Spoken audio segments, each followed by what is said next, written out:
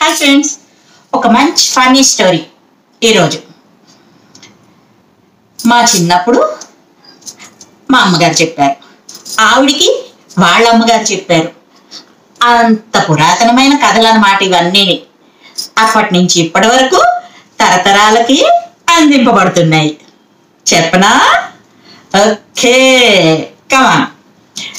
అనగనగనగనగనగనగా ఉల్లిపాయంత ఊరుందంట. ఆ ఊరిలో ములక్కాడంత ముసలమ్మ ఉందంట. ఆవిడ బంగాళాదుంపంత బంగారాన్ని కొనుక్కొని బీరకాయంత బీరువాలో దాచుకుందంట. దీన్ని దొండకాయంత దొంగోడు చూశాడు. అంతే, ఆ రాత్రికి వెళ్ళి బీరకాయంత బీరువా తలుపు తెరిచి బంగాళాదుంపంత బంగారాన్ని పట్టుకొని పారిపోయాడు. ఇంకేముంది, పొద్దున్న లేచి చూసుకునేటప్పటికి తన బంగారం కనిపించలేదు, బంగాళాదుంపంత బంగారం కనిపించలేదు ముసలమ్మకి.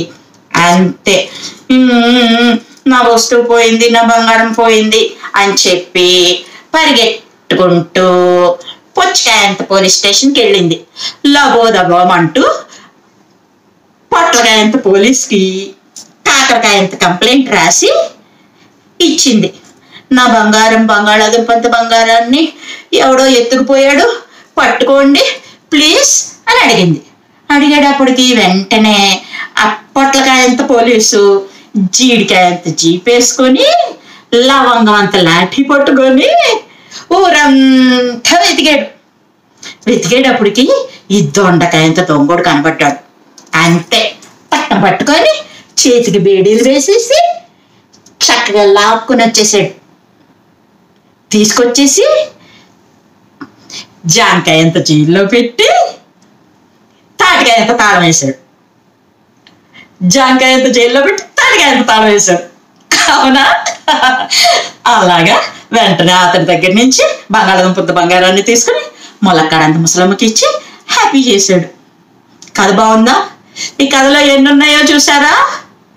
పోలీస్ స్టేషను, ముసలమ్మ, దొంగోడు, వెజిటబుల్స్, ఎన్ని ఉన్నాయో చూసారా? తెలుసుకోవాలంటే బోలెడెన్ని ఉన్నాయి. Fun story. లాజిక్లు అడక్కండి. పొట్లకాయంత పోలీసు జీడికాయంత జీప్ ఎలా ఎక్కాడు అలా అడగకూడదు. అన్నీ విని అన్నీ తెలుసుకోవాలి. అంతే, చక్కగా నవ్వేసుకోవాలి. మంచి కథతో మళ్ళీ మీ ముందుకు వస్తాను. లైక్ చేయండి, షేర్ చేయండి, సబ్స్క్రైబ్ చేయండి, నన్ను ఎంకరేజ్ చేయండి.